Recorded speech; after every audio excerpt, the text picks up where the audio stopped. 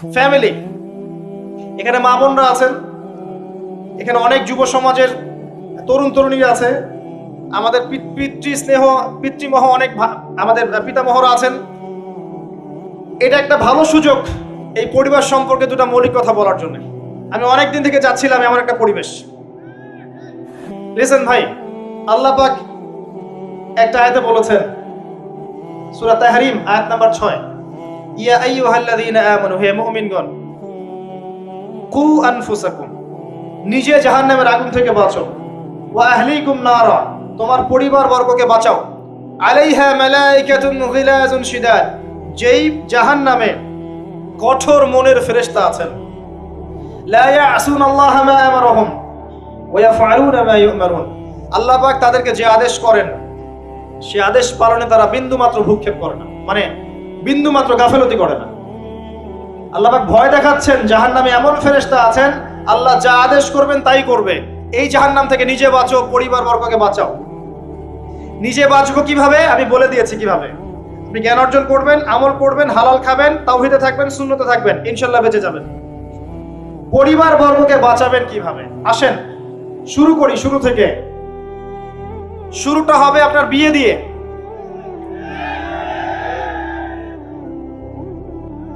এত এক্সাইটেড হওয়ার কিছু নাই, কারণ এটা এমন একটা বিষয় যেটা করেন নাই বলে এক্সাইটমেন্ট বাড়ছে, করার পরে পস্তাতেও পারেন।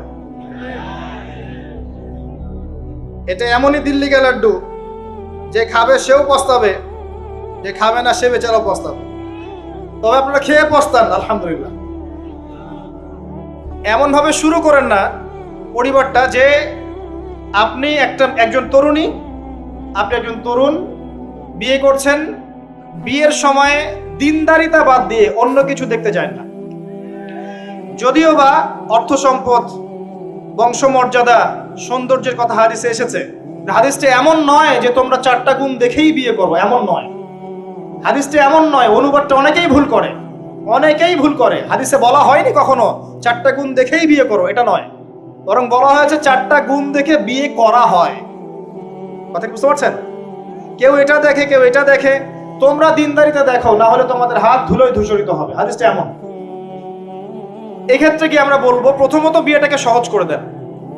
বিয়েটাকে সহজ না করলে সমাজে জেনা বাড়তে থাকবে, এবং জেনা বাড়ার কারণ আছে। যখন পর্নোগ্রাফিটাতে ফ্রি অ্যাক্সেস দেওয়া হয়েছে, মানুষ রাতের বেলা পর্ন দেখতে পারে, কেউ বাধা দেওয়ার নাই। উপরের সেকশন থেকে কিন্তু এটাকে বন্ধ করে দেওয়া যেত। পৃথিবীর অনেক কান্ট্রি আছে যেখানে অনেক কিছু চলে না। চাইনিজরা ফেসবুক ইউজ করে না, করে? ওরা কি উন্নত জাতি না? ওরা তো এখন আমেরিকাকে যদি বলে ওঠো উঠবে, আমেরিকাকে বসতে বলে বসবে। ওরা এমন জায়গায় চলে গেছে। ওই ইউক্রেন ইস্যু নিয়ে আমেরিকা, ন্যাটো আর এই ব্রিটেন আর ফ্রান্স আর ইসরায়েল কিছুই করতে পারবে না ইনশাআল্লাহ, বিকজ এখানে একটা বড় অ্যালায়েন্স আছে চায়না এবং রাশিয়া। কিছুই করতে পারবে না। বরং এর উদ্দেশ্য, যে উদ্দেশ্যে এটা কাজ করেছিল তারা, এটা তো সফল হবে না তারা ইনশাআল্লাহ। আজকের টপিক এটা না, আমি এদিকে যাচ্ছি না। মূল বিষয়টা হচ্ছে যে সহজ করতে হবে বিয়েটাকে। উপযুক্ত বয়স হয়ে গেলেই একটা উপার্জনের সোর্স খুঁজবেন আগে। বেকার অবস্থায় বিয়ে করতে যাবেন না, উপার্জনের সোর্স খুঁজবেন, তারপরে আপনি আপনার পরিবারকে বলবেন আমার বয়স হয়েছে, আমাকে বিয়ে দাও। এবার আসেন, বিয়ের সময় দিনদারিতা ছাড়া অন্য কিছু দেখতে যায় না। এরপরে যদি সে সুন্দর হয় বা সুন্দরী হয় বা ভালো বংশের হয়, অথবা দেখা যায় যে ভালো টাকা পয়সা বলা ইত্যাদি ইত্যাদি, এটা আপনার নূরুন আলা নূর, এটা বোনাস। কিন্তু এগুলো যদি নাও থাকে, শুধু দিনদারিতে থাকে, আপনি রাজি হয়ে যান। পরিবারের কর্তাদেরকেও বলবো যে মেয়ে বিয়ে দেওয়ার সময় ছেলের টাকা পয়সা দেখতে যায় না, ছেলের স্ট্যাটাস দেখতে যায় না বেশি বেশি। পরে দেখবেন এই মেয়ে ওর ঘরে গিয়ে পস্তাচ্ছে। আর ছেলের পিতাদেরকেও বলবো, ছেলেকে যখন বিয়ে দিবেন, একটা মেয়েকে কিনে নিব আর সাথে কিছু যৌতুকের টাকাও নিব, এই টেন্ডেন্সি নিয়ে বিয়ে করতে যায় না। ওই বিয়েতে বারাকা বেশি, যেখানে খরচ কম, যেখানে বেশি হট্টগোল নাই। চট্টগ্রাম অঞ্চলের বিয়ের মতো না। একটা বিয়েতে মনে হয় 40-50 লাখ টাকা খরচ করে ফেলায়। গেটেই সাজাবে বলে তার 4-5 লাখ টাকা খরচ করেছে। এই 5 লাখ টাকা দিয়ে, এই 5 লাখ টাকা দিয়ে আর মনে হয় 10টা-20টা পরিবারকে বিয়ে দেওয়া যাবে। হ্যাঁ, লোহার আংটি দিয়ে বিয়ে করেছে সাহাবী। লোহার আংটিও নাই তোমার বাসায়? বলছে না ইয়া রাসূলুল্লাহ, লোহার আংটিও তো নাই আমার বাসায়। তাহলে কি করবা? কোরআনের কয়টা সূরা জানো? এই সূরাগুলো জানি, এগুলো শিখিয়ে দিও, যাও, মোহর হয়ে গেছে। কত সহজ বিয়ে, কত সহজ। আর এখন যেটা হয়, মেয়ে খুঁজবে দিনদার বিল গেটস, আর ছেলে খুঁজবে দিনদার ক্যাটরিনা। কথা বুঝতে পারছেন? প্রিয় ভাইয়েরা, দিনদারি থেকে প্রাধান্য দেন, আর কিছু না। আপনি সফল হবেন ইনশাআল্লাহ, শান্তি পাবেন। এবং বিয়ের পরে আল্লাহর পক্ষ থেকে একটা ভালোবাসা আসবে। যদি আপনি দেখেন যে আপনার স্ত্রী খাদিজা রাদিয়াল্লাহু আনহার মতো, আয়েশা রাদিয়াল্লাহু আনহার মতো, হাজেরা আলাইহিস সালামের মতো সবর করেনেওয়ালা, যে আপনাকে দিনের পথে এগোতে সাহায্য করে, তাহলে আর অন্যদিকে চোখ দেওয়ার দরকার নাই, রাজি হয়ে যান। এরপর আপনার পরিবার শুরু। এখানে উভয়ের মাঝে হৃদ্যতা, ভালোবাসা থাকতে হবে। তবে আরেকটা কথা বলে রাখি, সবাই মনোযোগ দিয়ে কথাটা শোনেন। একটা পরিবারের ভিত্তি শুধু ভালোবাসা দিয়ে টিকে থাকে না। একটা পরিবারের ভিত্তি টিকে থাকে আপোষের বিশ্বাসের উপরে। একে অপরকে বিশ্বাস করতে শিখতে হবে, একে অপরকে শ্রদ্ধা করতে হবে, একে অপরের সম্মান দিতে জানতে হবে। আপনাকে আপনার স্ত্রীকে আপন মনে করতে হবে, আপনাকে আপনার স্বামীকে আপন মনে করতে হবে। বাইরের মানুষ আপন নয়, এরা আপন আপনার। একজন লেবাস, পোশাক। এরপরে আপনি মোহর শোধ করেন, আপনি সন্তান সন্ততি নেন, সন্তান সন্ততিদেরকে আল্লাহর এবং তার রাসূলের আদর্শে বড় করে তোলেন। পরিবারের মধ্যে তালিম চালু করেন, তালিম। পরিবারের মধ্যে তাওহীদ রাখেন, সুন্নত রাখেন, একসাথে খেতে বসেন। স্ত্রীকে হাদিয়া দেন, স্ত্রীকে গিফট দেন, তাকে মাঝে মাঝে ঘুরতে নিয়ে যান, তাকে নিয়ে রিফ্রেশমেন্টে যান, তাকে সময় দেন, তাকে টাইম দেন, তাকে সময় দেন। নবী সাল্লাল্লাহু আলাইহি ওয়াসাল্লাম আয়েশা রাদিয়াল্লাহু আনহার কোলে মাথা রেখে কোরআন তেলাওয়াত করতেন। তার সাথে চাঁদনি রাতে দৌড়েছেন এবং চাঁদ দেখেছেন, সফর করেছেন, রাতের বেলা হেঁটেছেন, সময় দিয়েছেন, খালি পায়ে হেঁটেছেন। সময় দেন। এখন এমন একটা অবস্থা যে পুরুষদেরকে মনে করা হয় যে তারা হচ্ছে মানি মেকিং মেশিন, তারা খালি টাকা পয়সা মেক করবে, আর স্ত্রীরা হচ্ছে ওই চুলা ঠেলবে সারাদিন। আমরা এমন মনে করে নিই আর কি। আবার এই যে ফ্যামিনিস্ট রেভলিউশন যখন থেকে আসছে, ফ্যামিনিস্ট রেভলিউশন কি জিনিস? দাজ্জালের ফলোয়ার্স আর কি, যে মেয়েদেরকে আপনি ঘরে রাখতে পারবেন না। তো তারা যখন থেকে এসেছে, ইমার্জ করেছে, তখন থেকে তার একটা কনসেপ্ট দিয়েছে যে পুরুষ আর নারী একে অপরের প্রতিদ্বন্দ্বী। দেখবেন প্রতিদ্বন্দ্বিতামূলক কথাবার্তা বলে। স্বামীর মুখের উপর তর্ক করতে যাবেন না। স্বামীকে বাইরের অনেকগুলো বিষয় ফেস করতে হয়। একজন স্বামী মনে করেন প্রশাসনে চাকরি করে, তাকে তার ডিউটি ফেস করতে হয়, তার বসকে মেনটেন করতে হয়, তার এগুলো সামলাতে হয়, তাকে বাজার ঘাট করতে হয়, সারাদিন পরিশ্রম করে সে বাসায় ঢোকার পরে আপনি মুখটা গোমরা করে বসে থাকেন। স্বামী আহলান সাহলান করেন না, তাকে একটু আদর করেন না, মহব্বত করেন না, তো অটোমেটিকলি আপনার দিক থেকে তার মনটা চলে যাবে অন্যদিকে। স্বাভাবিক। আপনি আপনার স্বামীর জন্য সাজেন না, বাইরের মানুষের জন্য সেজে গুজে আপনি মার্কেটে যান। প্রবলেম সেগুলা। এরা মনে করে স্বামী স্ত্রী একে অপরের প্রতিদ্বন্দ্বী, অথচ এরা একে অপরের পরিপূরক। একে অপরের পরিপূরক। উভয় হৃদ্যতা ভালোবাসায় পরিবার গড়ে ওঠে। যে পরিবারের মধ্যে হৃদ্যতা ভালোবাসা আছে, ওই পরিবারের বাচ্চা কাচ্চারা দেখবেন বড় আলেম হবে, বড় নেতা হবে, বড় কিছু হবে ইনশাআল্লাহ। যেখানে এগুলো নাই, ওই সন্তানরা বড় হয় হতাশার মধ্যে, কাজের বুয়ার কাছে, ডে কেয়ার সেন্টারে। এরা তো বড় হয়ে জঙ্গি হবে, সন্ত্রাসী হবে, স্বাভাবিক। ভালো প্যারেন্টিং দিতে পারে নাই। এরকম না বিষয়টা। সময় দিতে হবে, একে অপরের দায়িত্ব বুঝতে হবে, আপোষের মধ্যে বিশ্বাস থাকতে হবে, ভালোবাসা থাকতে হবে এবং সবরের মানসিকতা থাকতে হবে। মেয়েদের ব্যাপারে বলাই হয়েছে তারা বাঁকাহার, অতএব চাপ দিতে যায় না, ভেঙে যাবে। চাপ দিতে যায় না, ভেঙে যাবে। ওই অবস্থা ছেড়ে দিলে ওই অবস্থায় থেকে যাবে। একটা কথা আমি বলি, আমি শিখেছি আমার লাইফ থেকে, আল্লাহ পাকের প্রতিটা সৃষ্টি এক একটা রূপ।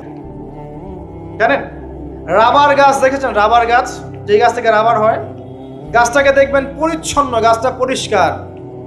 যে নিজে পরিষ্কার করে সে নিজেও পরিচ্ছন্ন। জমিনের মধ্যে দেখবেন মৃত জমিন, বৃষ্টি পড়লো, সজীব হয়ে উঠলো, সবুজ ধান ক্ষেত। এই সবুজ ধান ক্ষেতটা আপনার যৌবন, আস্তে আস্তে ফসল হবে। এই ফসল হওয়ার টাইমটা হচ্ছে আপনার পৌরত্ব। এরপরে ফসলটা কেটে ফেলা হবে। এই ফসলটা আপনার ভালো কাজ, আমল সালেহ, এটাকে রেখে দেওয়া হবে। বাকিটাকে হলুদ বর্ণের যে খড়কুটা, এটাকে জ্বালিয়ে দেওয়া হবে। এই যে ধান গজালো, একটা সিজন গেল, এর মধ্যে আপনার দুনিয়ার জীবনের হায়াতের রূপকতা আছে। জি, পাহাড়কে দেখেন, পাহাড় বিশালতা নিয়ে দাঁড়িয়ে থাকে, ওর গায়ে যতই ঢিল মারেন, লাথি মারেন, সমালোচনা করেন, সে নড়বে না তার জায়গা থেকে, থাকবে, সে ওর জায়গায় স্টিল থাকবে, কিন্তু সে শান্ত থাকে, সে চিল্লাফাল্লা করে না। তাই যারা সাহসী বীর, তারা বেশি কথা বলে না, শান্ত থাকে।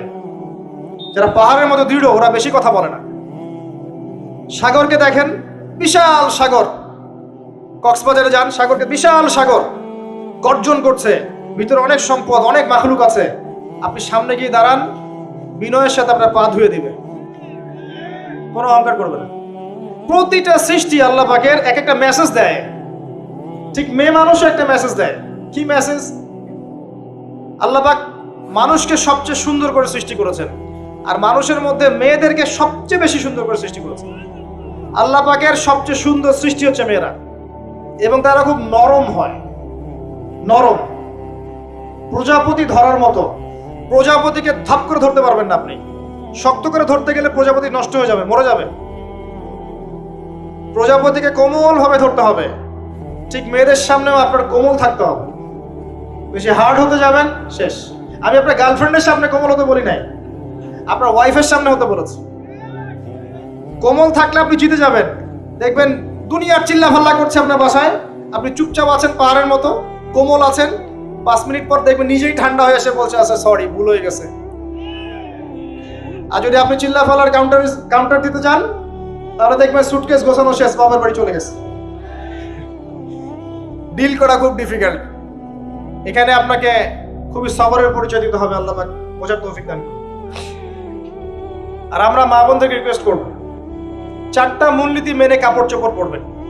আপনার কাপড়টা এমন হবে না যেই কাপড়টা পরলেও অঙ্গ প্রত্যঙ্গ দেখা যায়, বোঝা যায়, এমন হবে না। কাপড়টা এমন হবে না এত টাইট ফিটিং যে আপনার অঙ্গের উঁচু নিচু অবয়ব বোঝা যায়, এমন হবে না। কাপড়টা এমন হবে না যেটা অমুসলিমদের পোশাক, আর কাপড়টা এমন হবে না যেটা পুরুষদের পোশাক। এই মূলনীতিগুলো মেনটেন করে কাপড় পরবেন ইনশাআল্লাহ। এছাড়াও মেয়েদের কথায় পর্দা আছে, চলনে পর্দা আছে, ওঠা বসায় পর্দা আছে। নামাজ পড়ার সময় তাদেরকে কিছুটা শালীনভাবে নামাজ পড়তে হয়। তাদের চোখের দৃষ্টির মধ্যে পর্দা আছে। এগুলো কে শিখাবে এখনকার মেয়েদেরকে? সবসময় বিজি দেখবেন, নতুন কোন সিরিয়াল আসছে, নতুন কোন ফ্যাশন আসছে, নতুন কোন পার্লারে কি আসছে, কোন কাটিং আসছে, কোন নায়িকা আসলো। ওই যে বাংলাদেশে কোন এক নায়িকা আসছে, তাই নিয়ে মিডিয়াতে এমন তোলপাড়, মনে কি নাকি একটা অবস্থা। আল্লাহর কাছে তোমার কি মূল্য আছে হে? আল্লাহর কাছে তোমাদের কি মূল্য আছে? তোমরা কি 5 ওয়াক্ত নামাজ পড়ো? তোমরা কি পর্দা করো? তোমাদের মধ্যে হায়াবোধ কিছু আছে? তোমরা মানুষকে ভালো কিছু শেখাও, সমাজকে ভালো কিছু দাও, শালীন কিছু দাও। আল্লাহর কাছে তোমাদের কি মূল্য আছে? নবী সাল্লাল্লাহু আলাইহি ওয়াসাল্লাম তো জাহান্নাম দেখে সেই কথাটাই বলেছেন, আমি জাহান্নাম দেখে আসলাম, সেখানে বেশিরভাগ অধিবাসী হচ্ছে মেয়ে, নারী। কি কারণ? তারা এমন কাপড় চোপড় পরে বাইরে ঘুরতো, যেই কাপড় পরেও তারা নগ্ন থাকতো। আমি কি ব্যাখ্যা করতে হবে? আপনি দেখতে পারেন না? এবং তারা স্বামীর সাথে কুফরি করত।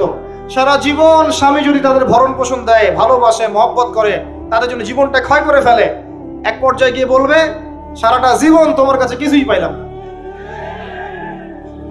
বাস্তব। এগুলোর কারণে মেয়েরা বেশি বেশি জাহান্নামে যাবে। এবং তারা মানুষ মারা গেলে মাতম করে, বুক পিঠ চাপড়ায়, এই কারণে যাবে।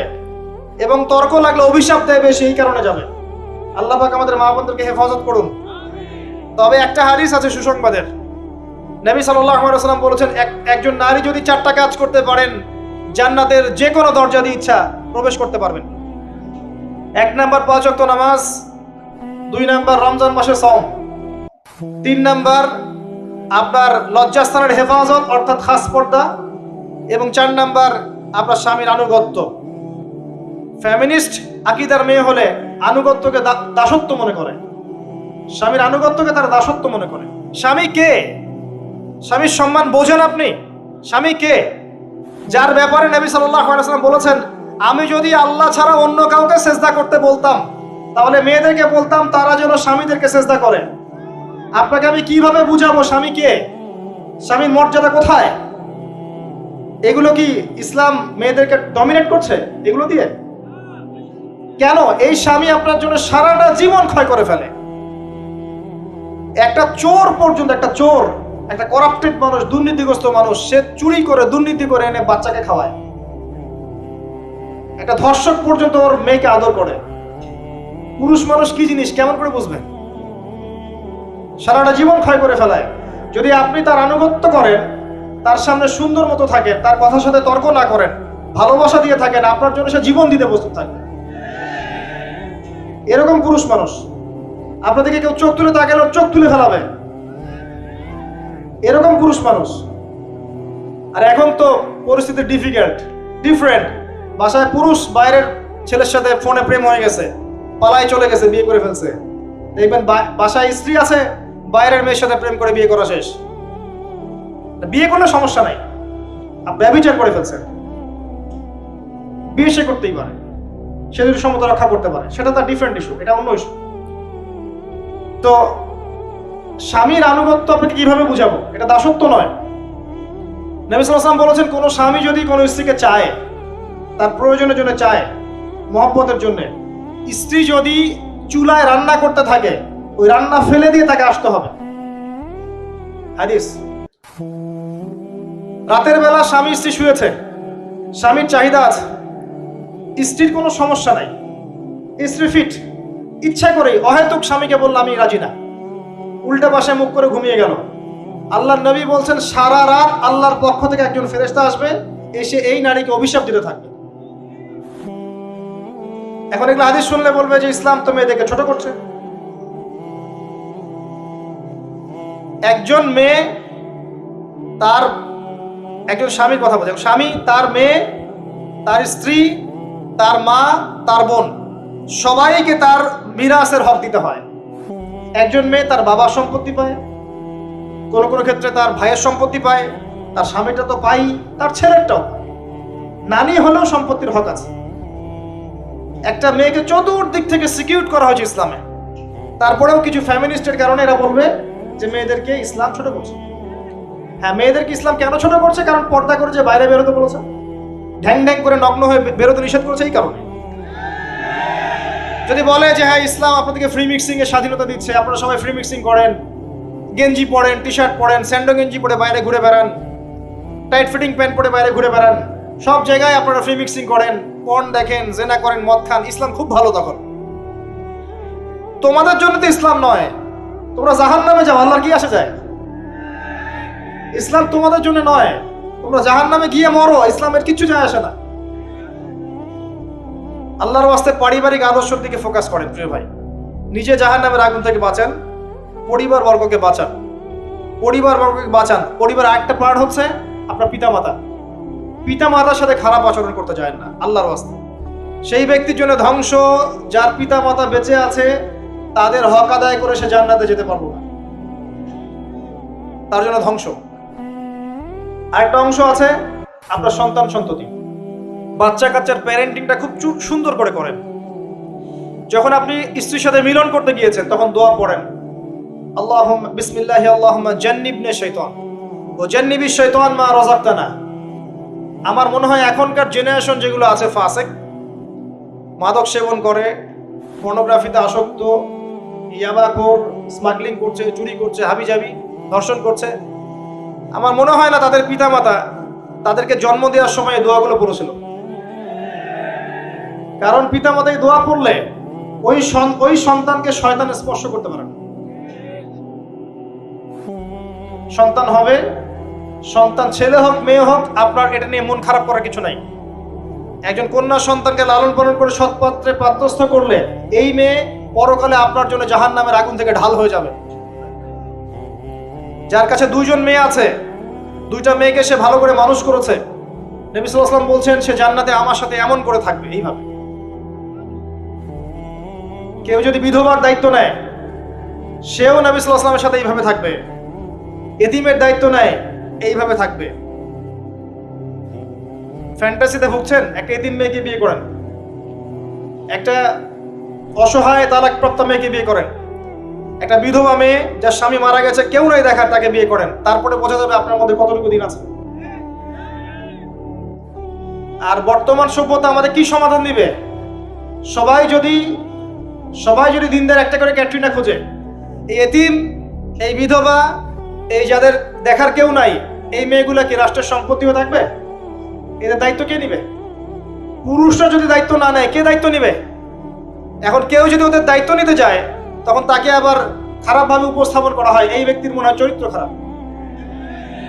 কিন্তু এদিকে বাইরে 10টা জেনা করে বেড়াচ্ছে, কোনো সমস্যা নাই, এগুলোকে উস্কায়। এইসব জাহেলদের জন্য ইসলাম নয়। ইসলামের প্রতিটা বেসিক ফান্ডামেন্টাল মানবতার কল্যাণের জন্যই।